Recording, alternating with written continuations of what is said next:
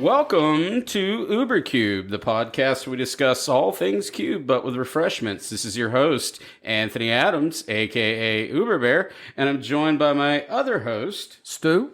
Welcome to the show. And we also have our third host. Hi, I'm Magic. You can also know me as May. And we have a fourth person. host. A fourth host. Yeah, we'll just go with that. Fourth host. And that is... Hello there. I'm Derek. You can call me Derek. Well, hi, Derek. Who we can call Derek. We're collecting hosts. Hello. Good we got that out of the way, you know. So we're being audacious. We're being audacious here at UberCube. We are testing the limits and thresholds of both Discord and recording software by bringing in people from all over the country to talk about a subject that, based on conversations that I've thrown out to all things the internet, I've received back feedback on what is a bomb, what does it mean to the community, and how do both curators and players evaluate bombs in their cube environments. But before we go any further down this yellow brick road, we're going to do the thing that we always do here at UberCube. We're going to have our libations of choice. Let's first of all go to our guest, Derek. What you got for us today? All right. So tonight and of late, I've been dabbling with whiskey. And so I've been drinking bourbon tonight. This is Kings County Distillery. It is I believe it is Brooklyn's first whiskey distillery. Okay. It's made near the Navy Yard. It is just straight up bourbon, 45% alcohol. It's delicious, and I'm having it with a single ice cube. It's the way to go. Nice, the way to go. Magic, what you got for us? I have a White Russian. Just simple Costco vodka and some milk. Does And then a anybody little want bit to of guess vanilla. what Stu's having this evening? First of all, I'm jealous that you have that you can buy that at Costco because you can't at ours. You can buy beer and that's it. Can't And buy that sucks. milk What? at Costco? That's lame. Yeah. What have I got? I've got a Guinness. Oh, wow. What you got? I have got a Sierra Nevada Sunny Little Thing citrus wheat ale. Crack it. Let's go. All right, let's get to the topic. All right. Bombs. So, bombs. So let's talk about bombs, but we can't talk about bombs without talking about bread, right? And I'm not talking about we're talking about the gluten-free type here. We're talking about the acronym, right? Bread. It's going to be bombs, removal, evasion, aggression, and duds or the dredges, right?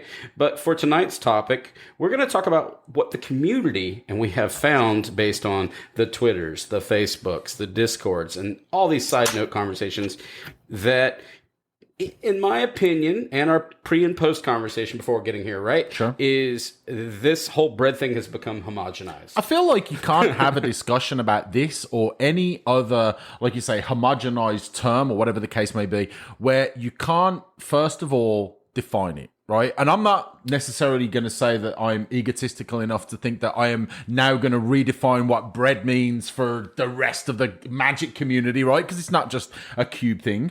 But I think it's important that, we, as, the four of us here, what is a bomb? Derek, what is a bomb?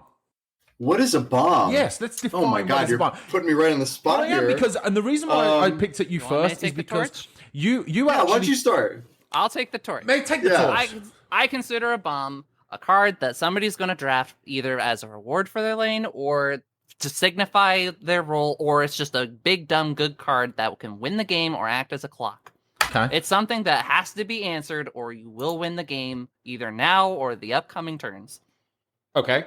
And now, All right. Derek, let's put the spotlight back on you, interrogation room. The All right. reason why I said to Derek, you actually, there was a term that you used, or a little short phrase that you used on Twitter, right? Do you remember what that was? Yeah. Yes, I do. I said that I defined bombs as power outliers. Yes, like that. Yeah. Love that. Yeah. Love that. Yes. Love that. And then I challenged you and said, please expound. You did. And And I'm then doing I it said, 100%, I'll do that. Give me a couple hours because I'm commuting to work. Yeah.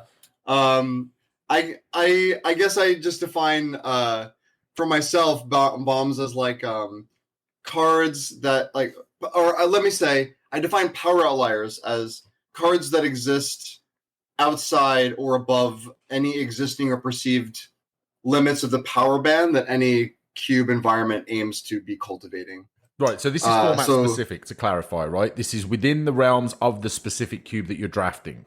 I think it kind of has Yeah. to. You have to define it that way, right? Within a cube. You do, Right. and that's what actually generates the subjectivity that we're dealing with. Yes. The homogenization of this term, where bread is now becoming this. It's now becoming a bagel. Squishy. Yeah, it's a bagel.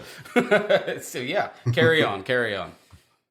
I was just going to say one more thing, which is like you can kind of shortcut this a little bit and say like bombs or like power outliers are the top whatever percent of the cube that is considered like the best cards in the The cube. game winners. Yeah. For me, I put in the belief system that a bomb is actually a game element or a game piece that once it enters the game aspect, enters the environment, that it has, in fact, and this is on the nose, set a timer that if you do not reset that timer in some sort, the game will come to a conclusion. Yeah. So it's a clear and present danger that has now entered in an environment that must be dealt with.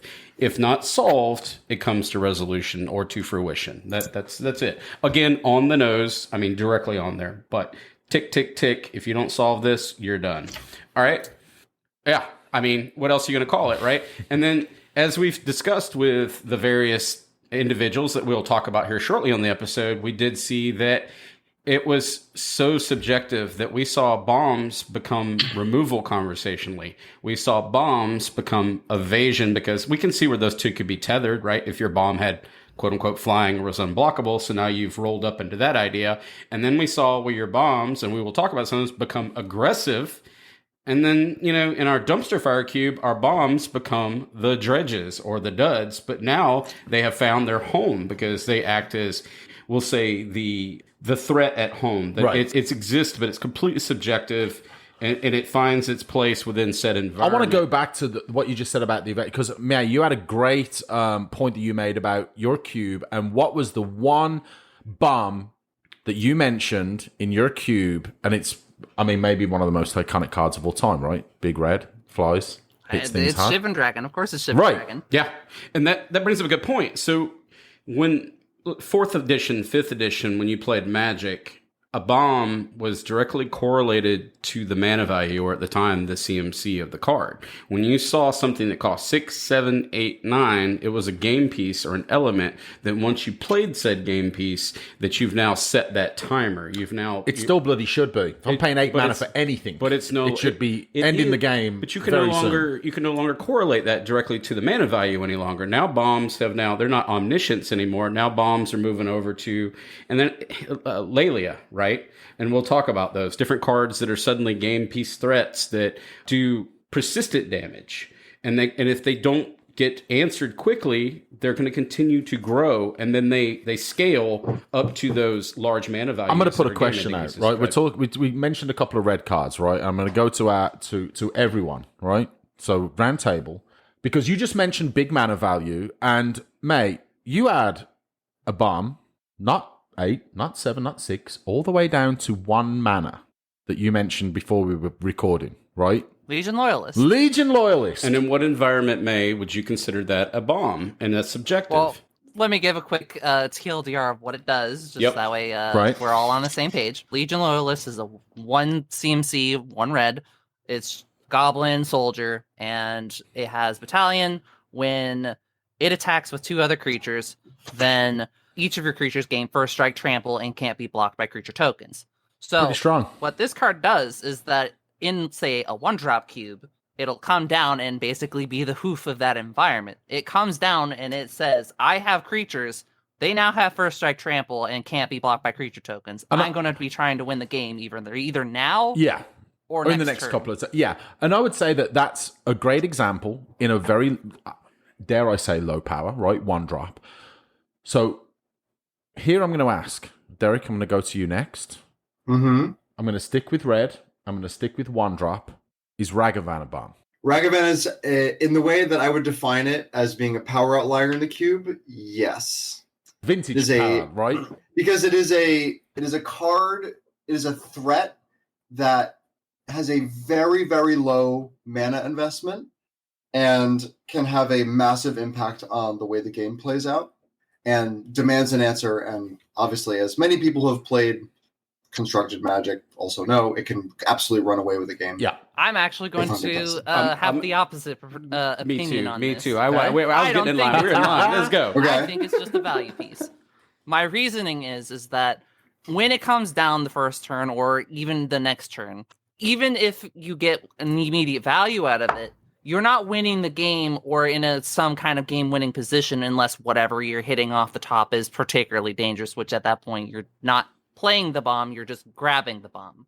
Yes. If you get what I'm saying. I do. And that's what I was going to say. For that reason, I would say it's definitely a high-power card. It's definitely a power outlier, but I wouldn't say it's a bomb. It wins the game through advantage in a similar way that, let me think of a great example. Sure, I can think of something. Tubby Dragon, we'll use that one. That's the bomb that's going to hit you. Is it hit you for 4? Is Tubby Dragon 4? So it's a 4/4 haste that creates a treasure. So it emulates the idea that Ragavan's doing, but it actually is hitting you in multipliers that will end you in 5 turns, whereas Ragavan's hitting you in multipliers that'll end you in 10 turns. So do you qualify Tubby Dragon, and it's Goldspan Dragon, but he's so cute. I was going to ask. Yeah. I think it's Goldspan, but I'm not sure. For somebody to, but he's so cute. You want to rub his little belly. But both of those are creating utilitarian pieces or they're making treasures that will advance your game state to the next level of the real bomb. So do you classify, back to the original question, Derek, I understand your logic, but is it really a bomb, or is it so much kind of leapfrogging you to the bomb? I think that's what May was saying. Let's look at bread. Is it a dud? Absolutely not. Does it have evasion? Dashes, pseudo Yes, evasion. dashes. So now we might be hitting a bit of a point. Now, I don't want to get derailed on this bomb conversation to just specifically on Ragavan. In my opinion, the dash aspect kind of pushes Ragavan over. Like, I don't know if I would say I would classify it as a bomb, certainly not in all environments. I think it's a super powerful card. The dash might just push it a little bit further towards that B mark for me. Sure, but I think the incremental value, if we're gonna say you must deal with this card or it's game over, Ragavan, just by virtue of the fact that it only costs 1 mana, as Derek, as you alluded to, combined with the fact that every single time you hit with it, it creates a treasure, that is repetitive value that cannot be ignored. You cannot. So that kind of brings in this whole question. Let's just kind of top it off here. So first, we must understand how individuals contextualize bombs, right? In their cube environments, and it has to be, how do you contextualize it from both a curator perspective? Because as you're designing and building and constructing, you're labeling things in so many words, like either this is a synergy point or this is a bomb. I want players to see this, and or is a player evaluating this as a bomb, as Derek has highlighted. I see it as an outlier. Jitte, let's talk Jitte for a minute. Jitte, Derek, would you consider that a bomb in a cube environment? In any cube environment, or like my cube environment? Rock on with it. Whatever feels natural. Like, where would you size Jitte? If it's allowed to gain incremental damage, will it take over a game? Is that considered a bomb, or is that a utilitarian piece that's simply progressing a game? Where would you put that in the bread aspect? It's hard to evaluate these things without like putting them somewhere. So if I was gonna like put it in like my cube, I would say like Jitte is oppressive against some decks in the format, but not all of them, because it's particularly oppressive against small creatures. That's where a lot of its power lies. So I wouldn't say like it can completely take over any game that it's cast. So I wouldn't necessarily call it a bomb. Well, I come down pretty. I have a much higher tolerance for powerful cards than I think some people. So like, I don't see a card like Jitte as like a power outlier. That's what I was going to ask. Is it a power outlier and not a bomb? Is power outlier and a bomb? This was based on your statement. Are they almost always a corollary? Do they run hand in hand with? Are they lockstep, or is a power outlier different than a bomb? I don't know. I guess I started thinking about that when I gave you this explanation of what power outlier meant, and then we were talking about bombs, and I'm like, are we speaking two separate languages here? And like, how much can I like combine the two or use the two in the same way? I don't think I can. Like, I would call Ragavan a power outlier in my cube, but I would call Atraxa a bomb. Yes. And I think like those are like they're very different kinds of cards that like incentivize different things and come down at different points and like have a different experience attached to each of them. And the way I can already feel this going is that like I want to look at I feel like I want to call Atraxa Bomb and Ragaman just like a very powerful like a power outlier. So maybe I need to diverge those roads a little bit. Yeah, so you can see where they homogenize. So what do you got, May? Sorry. Go ahead. Yeah. I see it as every bomb should be a power outlier, but not every power outlier is a bomb. For example, in my environment, I have Once Upon a Time in there. And Once Upon a Time is the most drafted card in my environment. It is way more drafted. It's higher. It's the most picked card. It has the highest pick rate in any pack. When you say the most pick rate, do you mean pack one, pick one? That's the one, if it's in the pack, that gets drafted. Pack one, pick one more than any other card. Because it adds so much consistency. Yes, but agreed. Once Upon a Time isn't winning the game in a limited environment on its own. Right. It just helps you dig to get the pieces to get into those positions. I want to counterpoint on that because I draft the fake cube, or I do your pack one, pick ones often, and we have we have a copy that's about 8 months behind yours, if not more. It's like zombie fake cube at this point, but I gravitate towards bombs, like legitimate mana value bombs in that environment. Going back to the Shivan Dragon, as if I were playing some kind of low-powered pauper peasant environment. I realize it's a rare, but I look at it as if I just open a pack up, and this is a giant 5 power, 5 toughness flyer with evasion. As I go through and I take that bomb, and I was thinking about it as we were saying it, if I read bread backwards is almost how we're evaluating to get to bomb. Derb?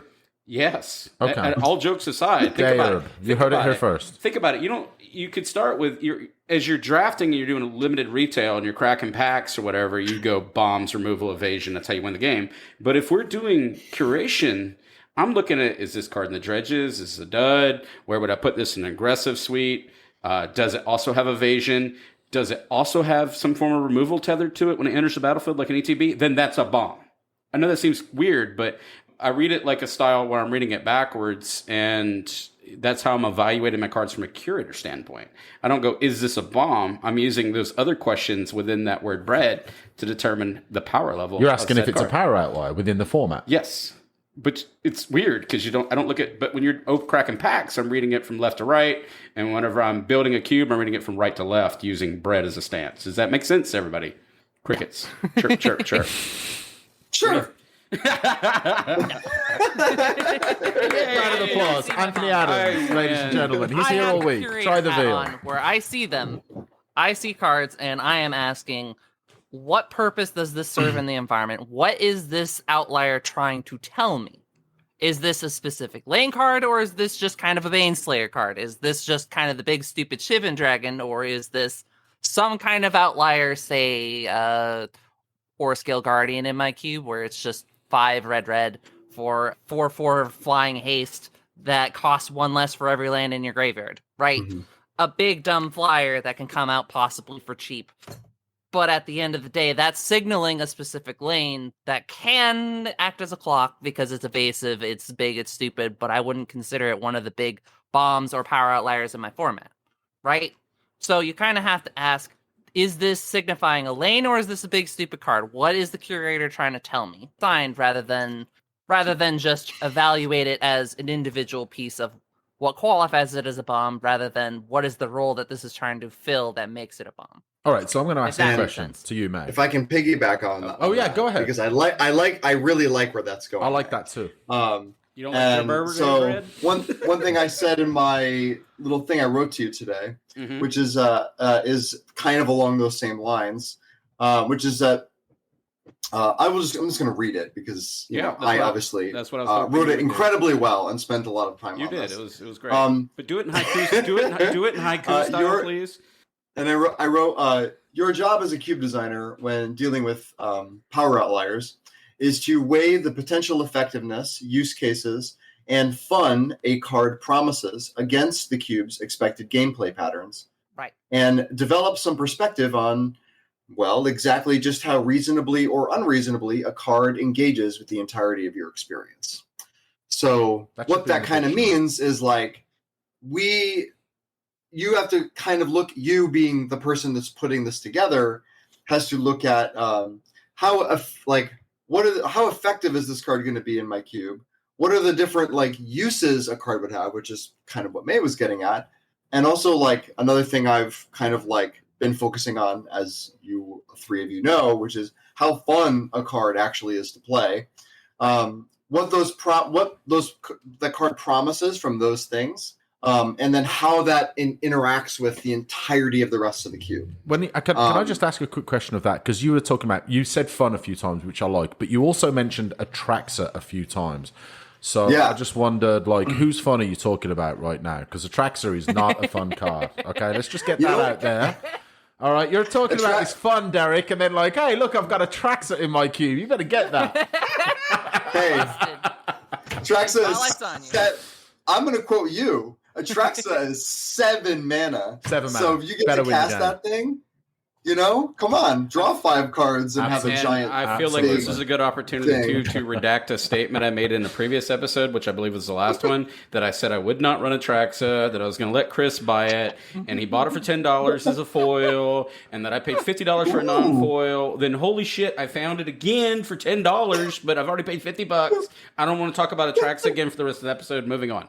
Don't buy Magic cards from guys in trench coats outside your local game store. Okay, just don't do it. It's probably not even. Oh my goodness. Anyway, so so let's stick with Atraxa for a second. So one thing that I am stressing or want to stress about like saying that I like Atraxa or like our conversation about it is like casting giant creatures is like really fun. It is. And like that, giving someone that experience to like invest 7 mana into it and have it be really effective. And like, because my cube is so hostile to expensive cards, being able to like resolve it and win a game with that feels really good. So I'm going to ask this to interrupt you. Someone pull up Atraxa and read for people who don't know what we're talking about. Atraxa is 3 green, white, blue, black. So 7 mana for a 7/7 Phyrexian Angel. It has a flying, vigilance, death touch, and lifelink, so good luck. When it enters the battlefield, reveal the top 10 cards of your library. For each card type, you may put a card of that type from among those revealed cards into your hand and put the rest on the bottom of your library in a random order. Artifact Battle, which we'll find out shortly, is a creature type, or a card type. Creature, enchantment, instant, land, planeswalker, and sorcery. So you get to flip over the top 10 and draw a card of each card type from among them. And it looks like a Breaking Benjamin cover album. So, like, it's like if Gristlebrand was better. But cost more and uncastable. People are going to kill me for saying that. I'm going to get skewered for saying that. Grizzlebrand is at least castable. I have made that argument. I will die on that hill. There is no such thing as uncastable. Yeah, I know. The triomes have allowed this to become castable. Before the advent of the triomes, people would have not considered this card so highly, in my opinion. But I could be wrong. Come at me, internet, but I have my feelings on this subject. I, too, am running this, but I'm going to try to sneak and show it, not hardcast it. Sure. Yeah. Sure. Yeah. All right. So we kind of talked about it. Bombs come in all shapes, forms, and sizes. I think in creatures, artifacts, whatever the heck battle is, or we'll find out what that means later. We'll find out. Instant sorceries. I want to talk about instants and sorceries because when I contextualize bombs, back to when I'm opening up the pack, I look at the big monstrosity, the Atraxas, the Shivan Dragons, the Sarah Angels. I don't care how far back in Magic's history you go. For me, the equivalent of a bomb was a creature. But what if I were talking about a bomb in the idea of an instant or sorcery? And I evaluated one, and I want your opinions on it. And my La Femme Fatale cube, which is a cube based on celebrating all females in the multi-universe of Magic's history, Sublime Epiphany, when it comes in the field, it's not a ticker on the timer. It's just a impact that hits the field that is so game altering, game warping, and it should be for the cost that it has involved in it. And I will include it in the show notes because it has so many modes, but it literally just copies creatures, bounces something, draws this. It does all kinds of nonsense, right? But you get that for a 6 mana value cost, which I want to bring back to my original statement. Oftentimes bombs have a price associated with them. Do you agree or disagree, either May or Derek? Disagree. Okay, go ahead. How so? So, remember when I mentioned Legion Loyalist as it can be a You're gonna bomb die in on your that Legion environment, Loyalist and even hill. though it's a one drop, How much is basically Legion Loyalist the paying you? red in the specific case of these environments? The answer is context matters. Context does And matter. Yeah, we when did it do comes to yeah, I agree. Monocost, I will bring up a specific card that I don't think any of you are going to disagree is a bomb, but is Mirror Entity, which is 2 and a white creature shapeshifter changeling. Pay X, creatures you control become XX and gain all creature types until end of turn. I That think is a this bomb. is a bomb. I will agree. That is a bomb. 100%. I play in multiple decks of the format we don't talk about here. And it's factional. Absolutely, yeah. We're using the word factional just to be nice. To explain that, the term, well, I will. I don't mind for those that aren't educated. The term tribalism is associated, if used incorrectly. You look it up on the internet. It does have negative connotations associated to it. So we have chosen to be open to the idea of referring to it as factional. We had to come up with a term. So for those that are lost on that statement, but what he's referring to is I actually cut this card from my horror cube because it was a factually based vampires. No, I was talking about zombies. Commander. Oh yeah, it's a game ender there, but we don't talk about Commander. This is a cube podcast. I know. I don't know what the heck you're talking about. What's Commander? Is it like What is Commander? Tell me more about this Commander. Anthony just went on a geopolitical spout there for a second about EDH. It is. I just want to tell you, so Right, so Anthony just missed the point. The point, your head, right there. So let's Anyway, talk. so Mirror Entity, because it just ends the game. It ends the game. You got less than a handful of creatures, a handful of mana to dump into it. Combat. That's the end of the game, right there. Couldn't agree more. I play with it in My horror cube, the format Why that would we you- don't that's what I'm that we doing. don't talk about. It's better in my but I horror agree. cube. That's what I'm trying It's to say. a very strong card. Yeah, And that's I'll why I add in cut my it. environment, Actually, we have specific subtype payoffs that Yeah. care about your creature types being other things. Yeah. And even if you just pump one into it, you can just take advantage of it. so It's Yeah, and a I- scary card. Yes. Yeah, Yes, and Derek. and to your point, like Mirror Entity in a cube that is all about creature types, but has a large creature type matters. it's a bomb. Like, yeah, it is. It like essentially can be played in any deck that can cast it, and has a tremendous impact. I would argue that it's a any game pseudo that it's bomb on. anyways, even in a traditional cube, because your human count will be so high that people may not notice that, and you could sneak it in using a bomb in a powered vintage cube. I don't run it any longer. I know it's dated, but I'm not saying that it's still no less of a bomb. It's still a game finisher. I don't think it's And vintage power level anymore. It's a secret bomb, right? I mean, let's just talk, but let's go with the usual suspects. Right? When we're saying the terms bombs, we've kind of named the Shivens and we're doing a lot of tangential stuff, but we've got some of them like Emrakul the Eon's Torn. And then we've got kind of it was the new kid on the block, it was the Archon of Cruelty, and then we talked about the Grizzlebrands, and now we've got the new Atraxa that Derek was telling us all about. But how do you feel, Derek, I'll ask this one of you, Hullbreaker Horror. I run this in my powered vintage environment, and I don't run it for the fun factor. I run it because this game needs to end, but what are your thoughts on that in terms of bomb? We should also clarify what Hullbreaker Horror yeah, is. I will. I will define it. It's Hullbreaker Horror for 5 colorless and 2 blue. You get a creature, Kraken Horror. It's like a big old spider crab coming out of the ocean. Flash. And it's a 7/8. This spell can't be countered. So, well, good luck with there. And then whenever you cast a spell, choose up to 1. Return target spell you don't control to its owner's hand, so it becomes this weird blink counterspell Venser type thing, right? And then return target non-land permanent to its owner's hand. It is literally a counterspell that converts your cantrips into counterspells. It has Venser type effects. It's a very, very slightly worse Venser because Venser can bounce your own spells back to your hand. You can't Venser lock here, but you can do some disgusting stuff. It's pretty strong. And it gives you a late game. I guess I'm answering the question that I'm posing to you, but what do you think about this, Derek? Is this a bomb? So, okay, so you said you compared it to Venser, the 4 mana 2/2 Venser, I assume, right? Correct. So the Venser is like, a bounce spell plus remand that gives you like a 2/2 or whatever. Like it's like a utility spell that's like a lot of people really look to Venser as like a very iconic card from, in Cube's history or whatever. Right. For blue, anyway. And it has a lot of like flexibility. It probably isn't ending a lot of games. I mean, it probably could, but you could lock. I look at it as like a value card, a utility card, like a very flexible one. Hullbreaker Horror just ends the freaking game. Yes. Yeah. It is for 7 mana as a blue threat. I don't know if they've made one that's better than that.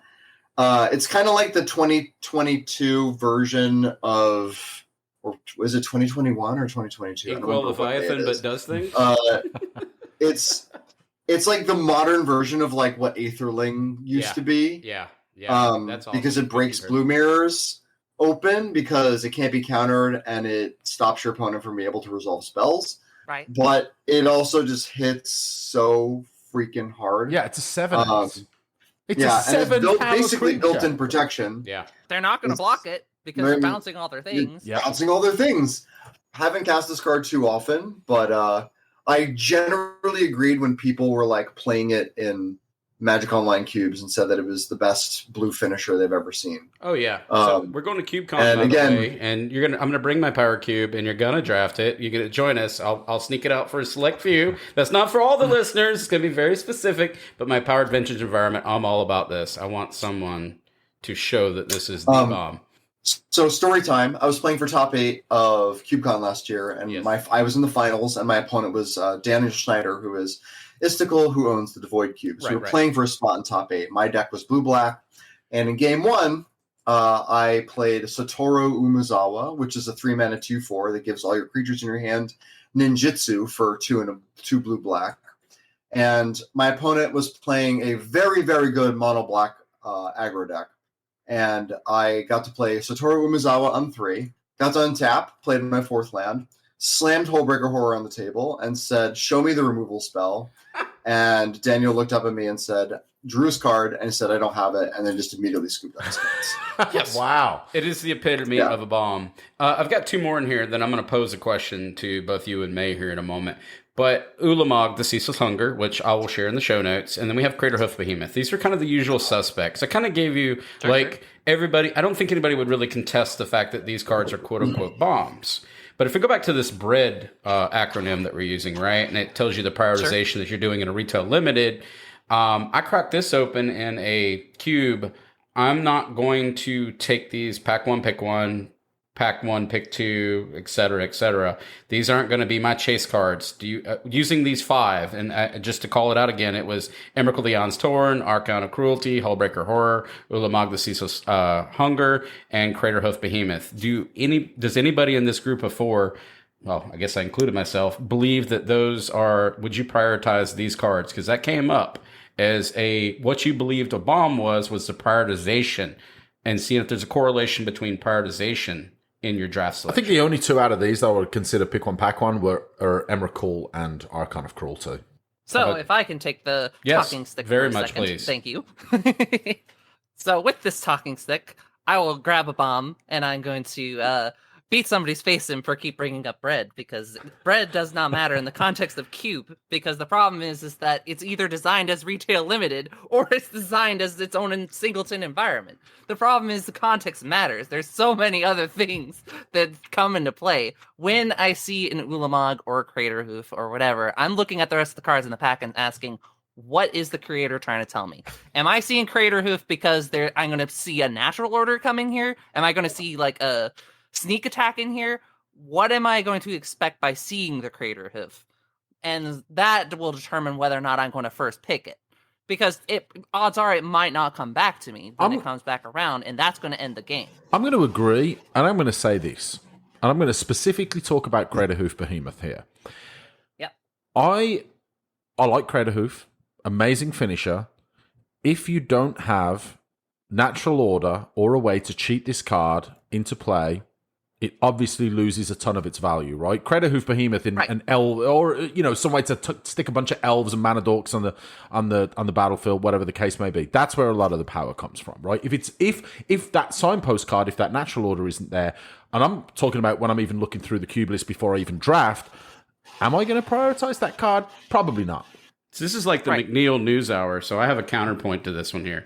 Is back to the when you said bread is not applicable. Just like we're saying that certain creature evaluation as far as bomb threat is applicable, I would counterpoint that the term bread and using that acronym strategy is also applicable based on lower thresholds thematic cubes. So like in a pauper environment, I would argue that bread is very much an applicable way of actually drafting and strategizing how you're going to do it, because it's a very it's not lower tier, but the power level is very creature centric. So bread is very applicable because it correlates mana value of creatures now correlate to the power level of the card oftentimes in those lower tiered environments. I would say that in the Fate Cube, I wouldn't use bread so much because you have more synergy linchpin type drivers. But in a Peasant Cube, I could come back to using bread again because, yes, sure, there's some signposts that have developed because we're now at an uncommon rate that are more visible opposed to pauper. So I guess to sum that up, I would very much use bread as a strategy in a pauper environment. Do you disagree with that? I resent my beating with the stick. Continue. Because, again, it's contextual. Yeah, that's what the point is. Wait until you read what we've got here from some definitions that we're going to talk about. I agree. And I wanted to, so the first one, this is from Dan Schneider. And this is his definition of a bomb. He says, I think bombs are, by definition, the things you prioritize when drafting to win / the cards that are on raw power / rate going to be strong enough to swing / end games. How highly you prioritize them is more a function of your goals as a drafter. Any thoughts on that? Yeah, I agree with that. Let's go over to the next one. I think that is a gold star. That is the perfect definition that I'd give to what I look for as a drafter and not as a curator. Yeah. Then we kind of go into how people contextualize it here. We've got Zoe Draft that we also had a response on Twitter. Some from my list that I can find tend to overperform would be Sublime Archangel, Whirler Rogue, Control Magic, Knight of the Ebon Legion. So now we've went to a low mana curve, low mana value there. Massacre Worm that goes right back to screaming to me bomb again. Hellrider goes back to shouting aggressive, but in the right environment wins games, right? Glorybringer wins games. Garuk the Wildspeaker comes back into utilitarian perspective for me. And then this one people will die on the hill for is Grafted War Gear, right? In certain environments. That's fascinating to me. But in certain environments, that card will beat you to death, but it requires something to be attached to it. Zoe Draft, I'm going to say right now, I want to hear more explanation about why that card is considered a bomb. I don't want to hear that to seem like I'm calling someone out. I just want to hear the reasoning behind why someone. I am too. That seems. Derek, tell me. You seem like this is something you want to talk about. I first picked Grafted War Gear many times. Tell me why. Tell us why. There's a whole cult based around this card. So one thing I'm gonna use this answer else as a way to tie in some of the previous things we were talking about.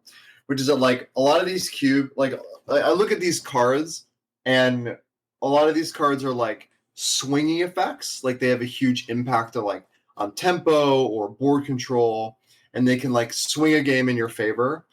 But a card like War Gear, I mean, what do you need? You just need what creatures? Yeah. It's just like an upgrade to all your creatures. It's pretty agnostic of anything except that maybe there's not a lot of creatures in the cube. Is it common? Is it common for I make my next statement? It's pauper legal, right? I believe it's common. I believe it is uncommon. It is uncommon. So in a peasant environment, it'd be very powerful. But my artifact cube, while it is strong, I wouldn't say it's a bomb in any means. You were talking about Cauldron Complete. If you had to put this beside that, which by the way I cut, I heard your banter before. I've cut that card since CubeCon, but I would say that was a bomb. Because if it wasn't answered, it set that timer. It started ticking, and if you're just going to keep throwing bodies in front of it, they're going to become speed bumps. Whereas Grafted War Gear is very powerful. Don't disagree, but when it becomes unattached, creature sacrifices, etc. May you have something to add to that? Yes, I have a short footnote about Grafted War Gear. Do it. Very short, very quick. I also Grafted War Gear very quickly. I ran it in my Brawl Cube for a bit. There's a cult. And I had to cut it. And it's not because it was a bomb per se, but because it generates value because of the pressure that it creates. Right. It creates additional damage per turn when it's not answered.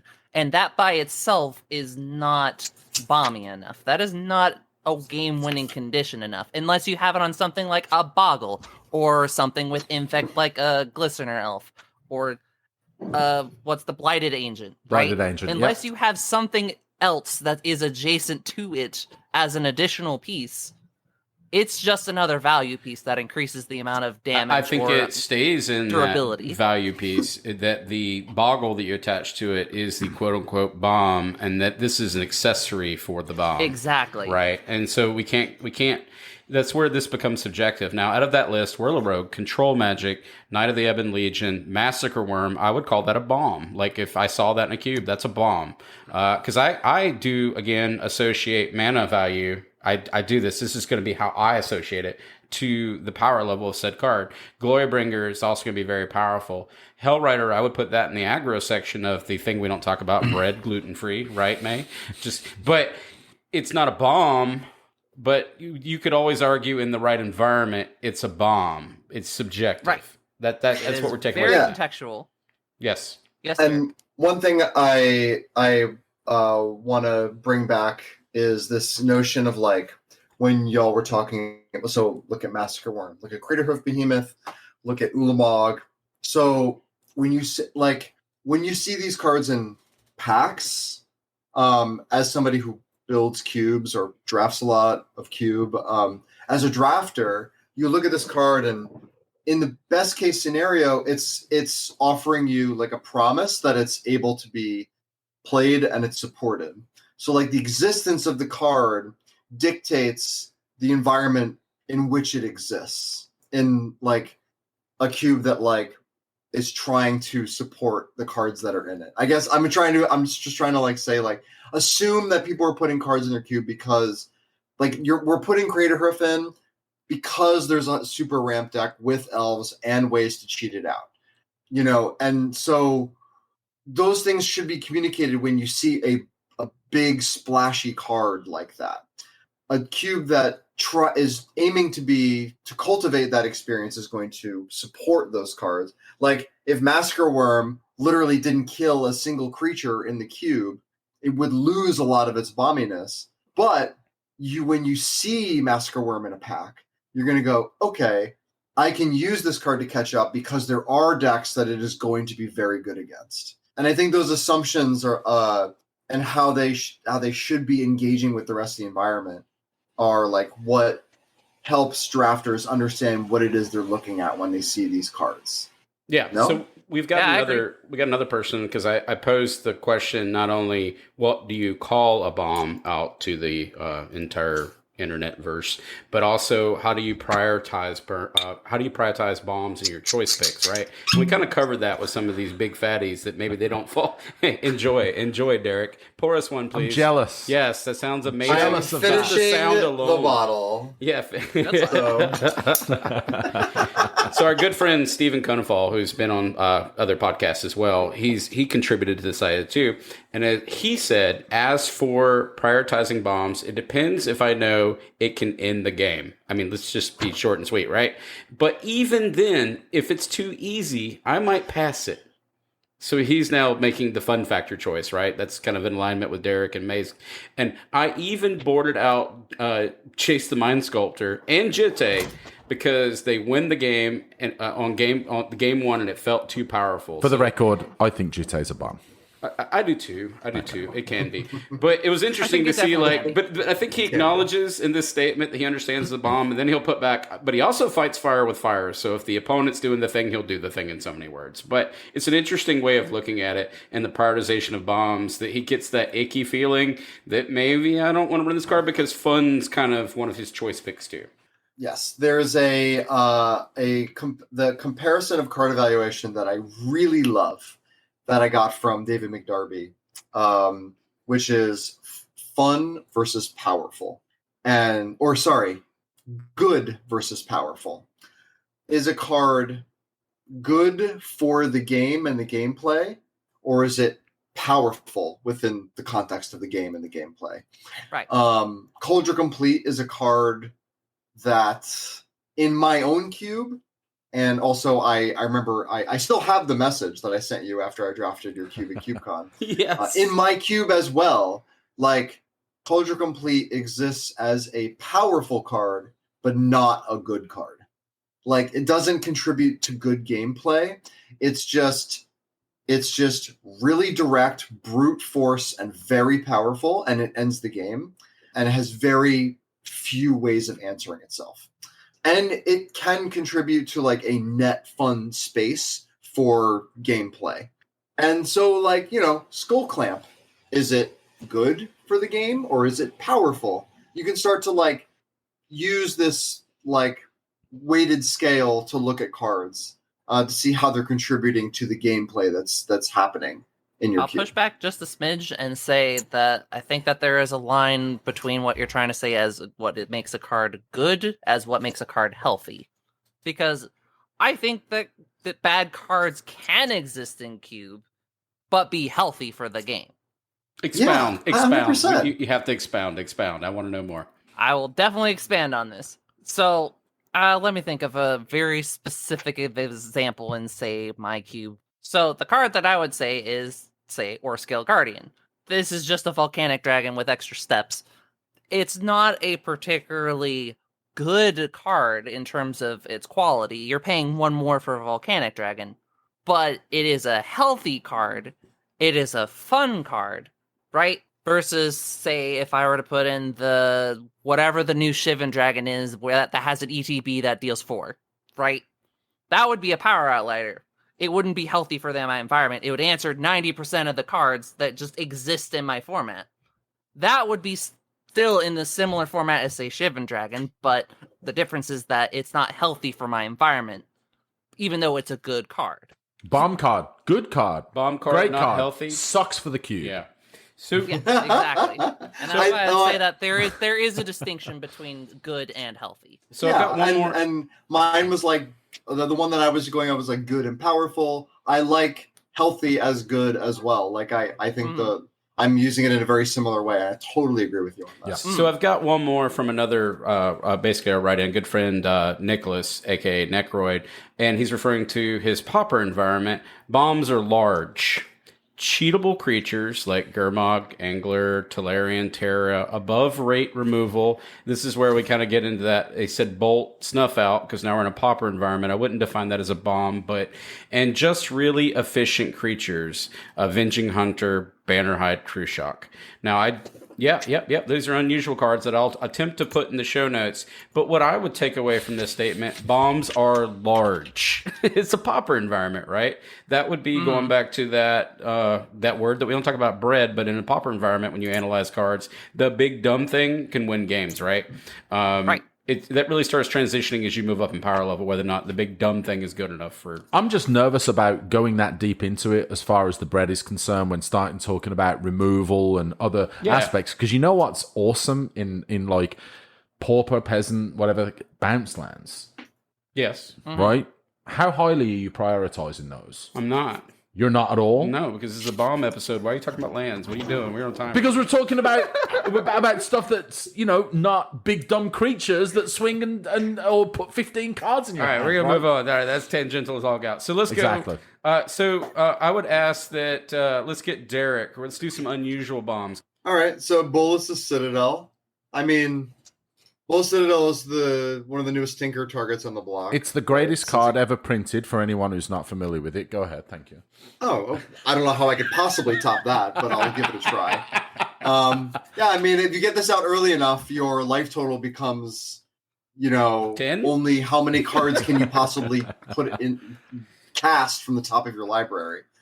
It's expensive, but like it can absolutely dominate a game once it's on the battlefield. It's not even that expensive, though, is it? It's 3 colors, 3 black. Is it that expensive?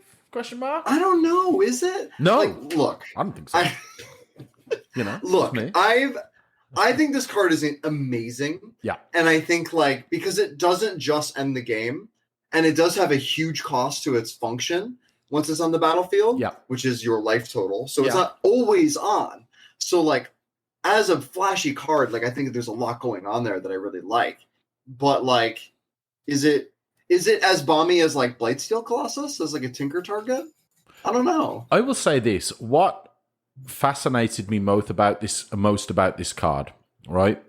From a cube environment, is the fact that this became a preferred tinker target. You just mentioned that. That made this card fascinating to me. I run it in multiple decks of the format that we don't talk about.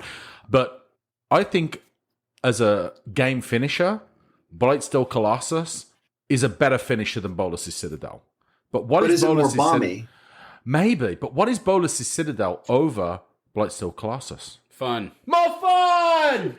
Yes, it is. Holy fuck! I get to look at the top of my library. I get to That's pay what I'm life. saying. I get to gamble. There's so much more. It's to Bolas's awesome. Citadel. Like It's awesome. it's awesome. It's enriching. Yeah. So the next card we have, and I'll cover this one, but is Chaos Defiler.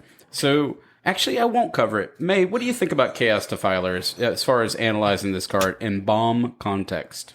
You want to read this for the audience? Chaos Defiler is a 3 black and a red for an artifact creature, demon construct, trample, and it has when it enters the battlefield or dies, for each opponent, choose a non-land permanent that player controls and destroy one of them at random, which is fine. It's a 5/4 with trample for 5, and that is a good rate. It comes in and destroys something, guaranteed, but I wouldn't consider it like a game-winning card. It feels kind I of consider it just to a me. value piece. Yeah, Feels just a kind of flame time commandery combo. to me. Like, yes, Yeah. it can win the game. I think compared to, I think the most direct comparison is to say Glorybringer, where Glorybringer comes down, but it has haste.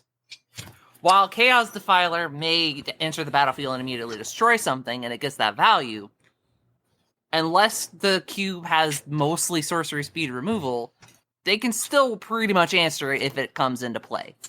As I opposed would to agree. Glorybringer, which is you have to have instant speed interaction, or else it will get rid of something and it will hit you for 4. But And if you don't answer Glorybringer it, does even not at have sorcery speed, it will Bushido keep bashing or you. horsemanship. I just want to point that out. Neither one of those. Bushido, no one cares about Bushido. It's all about the horsemanship. Okay, get it right.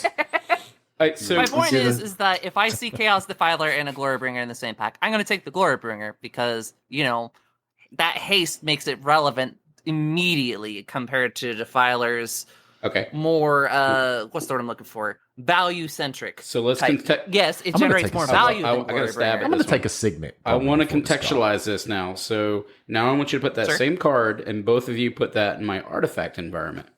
There is no Glorybringer. Oh, yeah, in an artifact environment, I would consider it a bomb.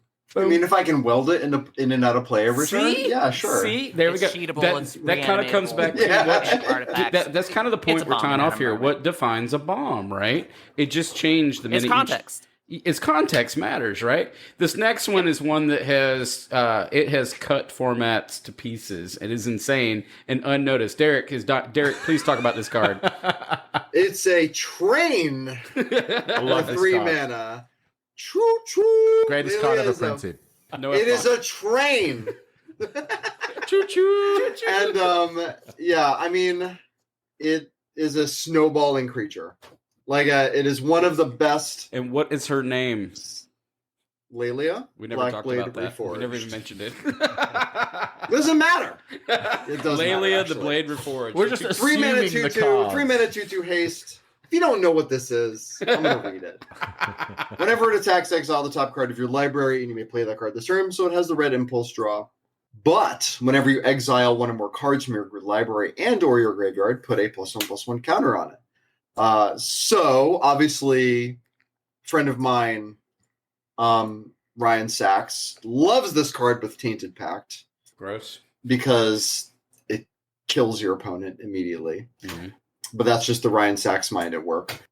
Generally speaking, I don't know if this is like a bomb, but it's like an extremely pushed card. Like, May, is this a bomb to you? Would you consider Country Crusher a bomb? Yes, in your environment, I would. Yes, I would. Then there you go. In my If love the for Fatal context- Cube, if the I would shoe also fits call for the this a bomb. environment, then it can be a bomb. I agree. That's We're how going- I feel about it. So Yeah. I think This is what we- just yeah. better Countryside Crusher. Yes. It is. Change my mind. it's Countryside Crusher for the cowards that don't want to play Countryside Crusher. There you go. Wow, all you Countryside Crushers players out there, Derek just called you out. Isn't that like a country rap or something? Like some guy riding I a hope four-wheeler? not. We don't All right. talk about that either. Not on this channel. All right, so we kind of talked about a bunch of creatures, right? And then I'm going to ask these two questions, to our two, both to Derek and May. Can spells be bombs? And I know I talked about a couple of them at this point. I referred to Sublime Epiphany. But let's talk about fractured identity and bribery in context. Are those bombs to the two of you? So I'll take the talking stick first, I guess. Go for it. I'm not going to talk about those because I'm going to throw you a curveball because I'm a little disappointed that you didn't mention basically the hoof of instances sorceries for low powers environments in Overrun. How could you do this to me? You have Rise from the Tides, I think it was called, that one that creates a bunch of zombies for every instant sorcery in your graveyard. You have Overcome. You have all these other instants and sorceries that can just come down and push May a is bunch of damage all in representing one the turn. low-powered demographic. It's a very common theme. How could you do this to me? And you want me to talk about fractured identity and bribery? Fine. Fractured identity, 3 white and a blue, exile target non-land permanent. Each other player, other than its controller, creates a token that's a copy of it. Okay, cool, great. If you hit something, then you create a bunch of token copies. Cool. Does that actually help win the game, or is this kind of a situational win the game card? You get what I'm saying? As opposed to, say, if green plays Overrun while they have creatures, they're going to be winning the game. Derek, thoughts on fractured identity? Anthony just got an bigger answer the- that he didn't like. Fractured identity is basically a better control magic because you get ATB effects. Sure. And it is completely contextual on the kind of threats that you're exiling. If you're exiling a Grave Titan, amazing. If you're exiling a Jackal Pup, who cares? A land! Who cares? Yeah, who cares? Oh, great, I get a land token. Neat. Oh, it's non-land. Yeah. It's non-land. Correct that. Hang on, sorry, hang on, non-land. hang on, Even hang on. worse. Let me ask you a question. You've not gone on the draw in a vintage cube environment and cracked a Black Lotus and a Marks and played a land and fractured identitied your opponent's Marks because you missed the land drop? Sure, for 5 mana if you want to pull Yes. that off. But You guys are if just you're not getting to 5 mana and understanding you're how banished to powerful fracture this identity, card is then in that incredibly narrow, situation. But okay, Right. fair enough. This In is that Pack One, context, Pick One. sure. Go off, I guess. In this extreme hypothetical, it sounds like a good play. Sure. What is Yeah, wrong sure. with you Hey. guys? I'm going to throw a spell at you Go ahead, sir. and ask you whether or not you think this is a bomb. Underworld Breach. Yes. Yes. Isn't that 3? Without a yes. doubt. I had to think about it. You know what I was thinking is Underworld, whatever it was. Lion's Eye Diamond is also a Yes, bomb yes. and a Underworld power Breach is a outlier bomb, and whatever yes. else you want to Well, call it.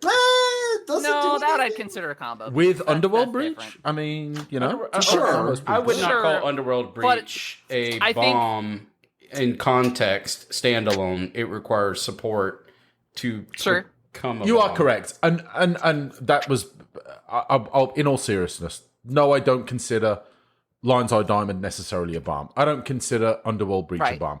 Do I very, very highly prioritize them if I have the ability to be able to get both and assemble a very, very powerful and fun win condition with those two cards? Then yes, 100%. I don't consider either of those cards bombs, though. I'll put that out there. Very, very powerful, but they're not bombs in my opinion. So let's kind of breeze through the we're doing bombs, as May has pointed out multiple times. It is contextual. It is literally, it aligns with the environment, right? And then on top of the environmental idea, we also throw the subjective nature of how we are evaluating cards. And you've seen from this panel of 4 people, there's a lot of opinions about the weight and measure of the word bomb, right? Mm-hmm. And so let's give the little pauper peeps and the peasant peeps, give them a handout here, right? Give them some love. Some bombs in a pauper environment would be stuff like Diregraph Horde, which I'm not going to read this whole card. I'll do it share real quick. the short notes. It's 4 colorless and a black creature zombie. When it enters the battlefield, create 2/2/2 black zombie creature tokens with Decayed. When you do, exile up to 2 target cards from a graveyard, and a decayed creature can't block. When it attacks, sacrifice it at end of combat. That is a huge amount of value and pressure for 5 mana in an environment where the power is lower. You get 7 power on the field. Lot of that. Even though Lot of 2 of pressure. it's going to dissipate after the attack. Who cares? You're going in. It is Grave Titan at home for a pauper environment. Grave Titan is a bomb. that you would fracture identity, by the way. But Fractured Identity is a great card. I'm not saying it's bad. I'm just teasing you. I'm just saying I wouldn't pick it and say, yes, this is bomb. It's only bomb if you hit something that's a bomb, like Diagraph War. It is. You're right. You're not wrong. Like even bribery, when I put them side by side, and that was the question I was posing, is whether or not those two cards that are seeking the bomb, are they by the nature of what they do the bomb? Thoughts? Do you understand what I mean? It's looking for the bomb. Does that make it the bomb? Bribery's a dumb card. I hate bribery. I don't say you have to like it. I'm not asking you to love the card. I'm not asking. This is not what this is about. I don't swear on this channel. I love bribery conversations because there's always people that are like, it's just, I hate that card. I hate it. It's a stupid card. I don't know what you want me to say about it. Yeah, it grabs your opponent's bomb. You know what? In a way, sure. This will tell you a little bit about. You know what other card? That it's also removal, or it's also other things. Yeah, you know what other card? I think bribery is just net unfun because people take them they take the creatures out of their deck that they built their deck to play after they see bribery. So like, neither player's having a good time at that point. No, I agree. So 100%. There's two different types of players that we can make here. There's the bribery players, and there's the grafted war gear camp. I refuse to be pigeonholed in either of those groups. I am neither. Thank you very much. But I'll more closely align with the grafted war gear, folks. So let's get some more bombs for a pauper environment. Hooting Mandrills, just because the nature of what it is, for five colorless and 1 green, you get a creature ape, Delve, right? And Delve is just reduces the cost of the colorless mana, trample, and you get a 4/4. This is a card that in a pauper environment that you can cheat out, go fast, and because that's what you're doing. You're just playing Magic, and then you get to cheat this card in as a 4/4. I would categorize this as a bomb. We have a new kid on the block here that I would like for May to talk about. Tolarian Terror, 6 and a blue, creature serpent. This creature costs 1 less for each instant and sorcery in your graveyard, with Ward 2, which just means that if it's targeted, your opponent has to pay 2 more. Does the Ward 2 tip it over the edge, in your opinion? I want to ask you that, right? Because I like the reduction. It can be blocked. You're 100% correct. It's a 5/5, so it's pretty big. But sure, it's hard to remove, but it can be blocked. It can. I agree 100%. But how much does that Ward 2 add to the power level of this? And do effects like that push that more towards the bomb territory than, obviously if it had it's good. Flying or trample or whatever the case may be. Flying, it's a blue card, so it would be flying. But does that Ward 2, how much does that push the needle? It doesn't, because it's not a clock. It's not a bomb because it's not actually pushing it. It's a good creature. It's solid. But the problem is that what's going to happen is you're going to play it, and then you're just going to keep hitting tokens for the rest of your days. So that would kind of go back to the Hooting Mandrills had which trample. Has trample, or it had evasion. Horde, which creates 2 more relevant threats. Yeah, I agree with that. I would agree that this card is, but you can, let's kind of counterpoint here a little bit. You could theoretically cheat this out. It's because of this spell costs 1 less for each instant and sorcery. So if you're playing Magic hand tripping in a pauper environment, you could expedite this card and get ahead of the tokens. But at the end of the day, once you get a 1/1, So I don't know if I'd call this a bomb, but I would call this a threat. Yeah, it's definitely a threat. It's a strong card. It's hard to remove because, you can't bolt it. It's hard to target. So let's kind of transition over to the peasant peeps. Hang on. Can't bolt it, hard to target, have to chump block it most turns. Yep.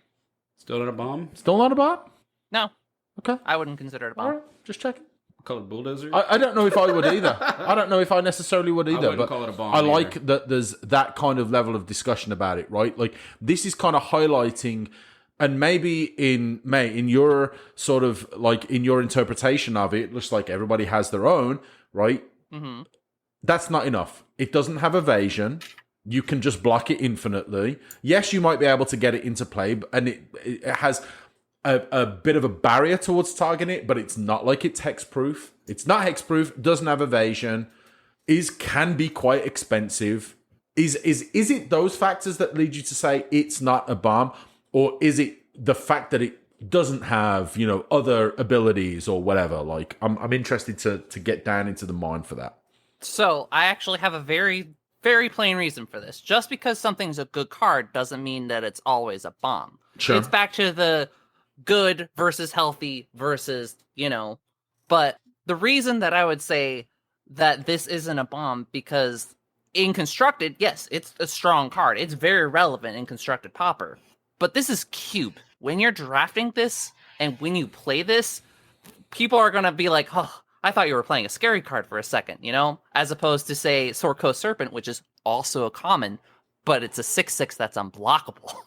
Right? Even though it's harder to answer, even though it's easier to answer compared to it, your opponent has a harder time blocking it. It's a clock. And for those of you who don't, Sword Coast Serpent is a 5/blue Serpent Dragon 6/6, and it can't be blocked as long as you have played a non-creature spell this turn. And you can play it for an adventure for 1 in blue, instant speed, return target creatures back to its owner's hand. That's gross. That's a bomb. How much mana does it cost? Yeah, it's a bomb. Sorry, what's the CMC on that? 7. Can you reduce 7. that? Same cost, but it doesn't have reduction. Okay, so you can't reduce it. So putting those two side by side, we've got some basis of comparison. I think we can talk about this a little further. Let's give the peasant group a little bit of attention here. Derek, would you mind taking on these two cards in the peasant section and just kind of give your thoughts from a peasant perspective? Sure. I guess from a peasant is common from and a uncommon peasant for cube those who... perspective. Was that Derek? Yeah, he's like Derek. Derek the peasant. Derek, you fucking peasant. Take on these cards. That's what it said. Let's try that again. Derek, can you give? All right. There we go. Have a good night, everybody. We're teaching. No, we appreciate it. We're teaching Anthony how to speak to people on this podcast as well. Derek, would you mind taking on these peasant cards? Okay? Look, I've been trying That's to be how polite here, okay? Right. Okay.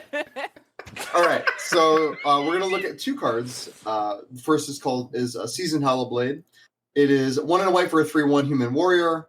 It has an ability that says discard a card to tap Seasoned Hollowblade, and it gains indestructible till end of turn. It is a Oresco Swiftclaw for those who have played a lot of Retail Limited. It is a 1 and a white 3/1 that has built-in protection so long as you have cards in hand. It is persistent. It is resilient. It wears pants very well. It is a keystone aggressive white creature that has been printed in the last couple of years. It is right next to it is a card that I think is much closer to the definition of bomb in my estimation, which is Battle Screech. And that is 2 white mana for a sorcery. It says create 2/1/1 flying bird creature tokens, and has flashback of tap 3 untapped white creatures you control. So the flashback doesn't require any mana, just the tap 3 white creatures. Which, as anybody who's played white knows, white is good at making creatures. So it's not that hard to do. So today on Twitter, Matt Grenier made a comment about Lingering Souls being a card that he would consider a power outlier in like a average power level cube. And we can actually apply that to a peasant environment as well. Just the rate of the card is so pushed for the output of threats and the quality of threats you're getting on Battle Screech specifically. And I guess I can lump Lingering Souls there too if you want, but let's just focus on Battle Screech. Just creating 4/1/1 flyers, like an air elemental worth of flyers, basically, is very difficult to answer. It's right. Yeah, especially in lower, like peasant cubes are very creature focused for the most part, and so that's a really difficult clock to race. I would agree. That's a bomb. So the Fey Cube, and I heard when we were having some technical difficulties, we could still hear you guys talking.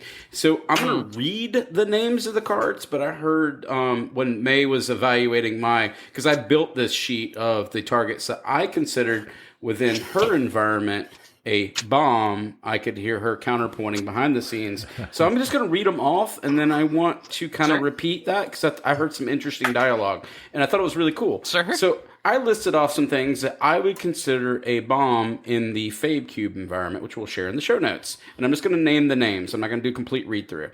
Eternal Dragon, Waker of Waves, Topaz Dragon, Shivan Dragon, because I pick one that every time she puts that on Twitter.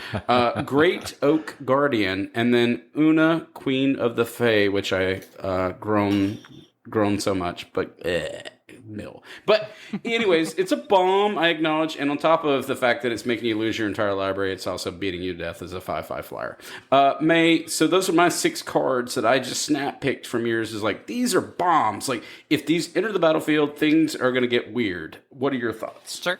So with Topaz Dragon in specific, where it makes a bunch of things have Death Touch, it's fine. It can be. It's also a flying Death Touch dragon, which is fine. It can be relevant. It can help you push damage, or at least trade resources, and it can be a really pushed way to get, advantage because it's adventure. That I would consider kind of on the edge of bomby, especially in my environment.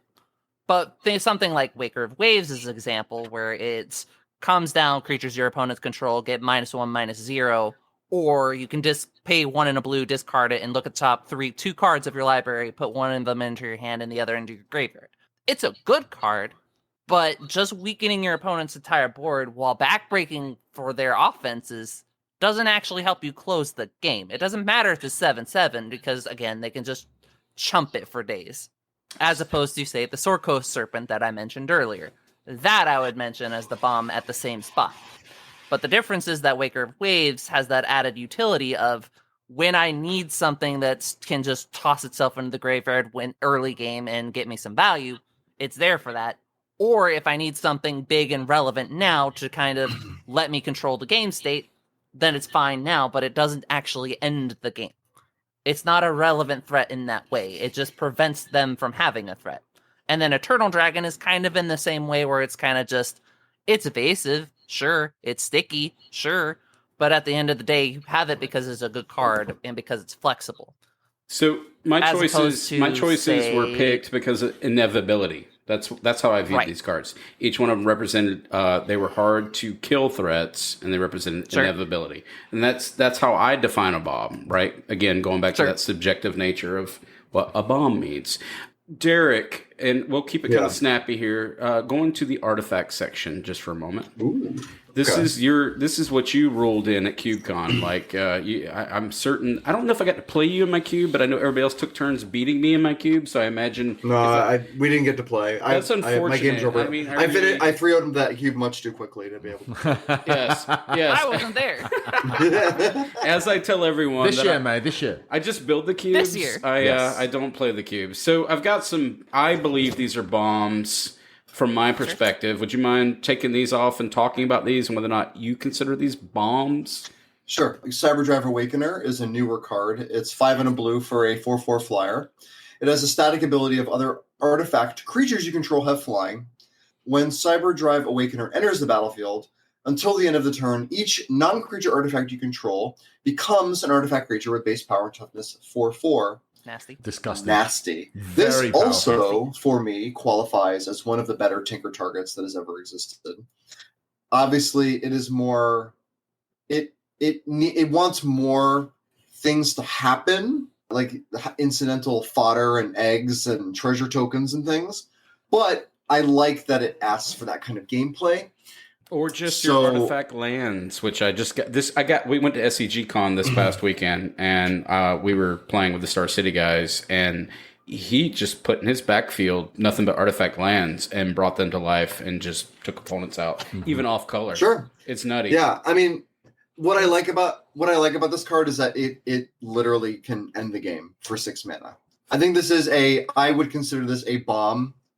In that it is both a cheat target and a card you can cast on curve you can just set it up pretty easily and you can attack for lethal with this thing. May has some input she'd like to provide. Go. It's just the blue artifact version of Crater Hoof. Yes, it's hoof. Oh, it's just hoof. We always come back. It's bluff. It's blue hoof. It's bluff. Bluff. It's loyal. It's loyal bluff. Cyberdrive Behemoth. Okay, so continuing on.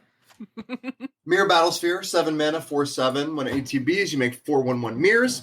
When it attacks, you can tap X mirrors, and then Mirror Battlesphere gets bigger, and then I'm dabbing, and then the opponent takes X damage. Dabbing for anybody. So for the non-visual listeners, we got him dabbing. I feel violated. You 2018, we're back. In your direction. Mirror Bathysphere is like one of the platonic ideals of a bomb in like traditional, like when I think of like cube artifact bomby things, like this is pretty like iconic. This is pretty it's iconic. Exemplary of like when I think of like the history of like cube top end creatures and stuff. And it does. It has a huge impact. Yeah, it has a huge impact if you're behind, as well as obviously ahead, whatever. But like when you're behind, is a huge impact. They can end the game very quickly. Yeah, I would consider both of these cards bombs. Steel Overseer, 2 mana, 1/1 artifact creature construct. Tap, put a +1/+1 counter on each artifact creature you control. This is a ridiculous power outlier for artifact creature aggro. It is not a bomb, however. I agree. But it is like very, very, very like high pick for that kind of like a Ravager kind of deck. Batterskull, 5 mana, living weapon, which means ETB, and you get a germ, 0/0 germ that attaches to it. Creature gets +4/+4 floor, vigilance, and lifelink. Equip 5, and then has 3 return Battlescar to its owner's hand. Why I will never understand. But Batterskull is great in basically every mode of the game, and I have a couple drafters, specifically zooming in on my cube, who, regardless of what they're playing, will take Batterskull super highly and that's me. Will lean on it to stabilize games when they're losing. You can. And I continue to be reminded how powerful this card is every time it's played and even cast for its mana cost. And I say that because my cube has 2 copies of Stoneforge Mystic in it, so you can play like a Stoneblade deck. But I mean, most of the time, this card is played as a 5 mana 4/4 with lifelink and vigilance, and it's disgusting. It's so strong. Good. And you know what? Can I just piggyback on that point that you made about people picking it up? To me, this is like it's like tower defense. Right? It's like I need something to just put in the way. Or if I'm desperate and I need to hold on for a couple of turns, or even if I just need something to put down to finish games, this is a great utility card. It's a 4/4, right? For 5, which isn't great value. But the fact that it has the vigilance and the lifelink, and the fact that you can bounce it, and the fact that you can replay it. And I agree. I don't know why the return to owner's hand ever decided to be put on this card. At the very least, it should be sorcery speed. It's not. I don't understand that, but it's a shield. I love it. And a bomb. And a bomb. I think it's a bomb. And then we already talked about Bullet Citadel. I think it's a bomb. I'm not doing it again. And then Bullet Citadel we've already done, but it's a bomb. A very controversial opinion. Keep it short. Is this Batterskull? Do it. I don't think Batterskull's a bomb. Okay. Are you Grafted Wargears? It prolongs the game. It's very, very strong. It's a very, very good card. Interesting.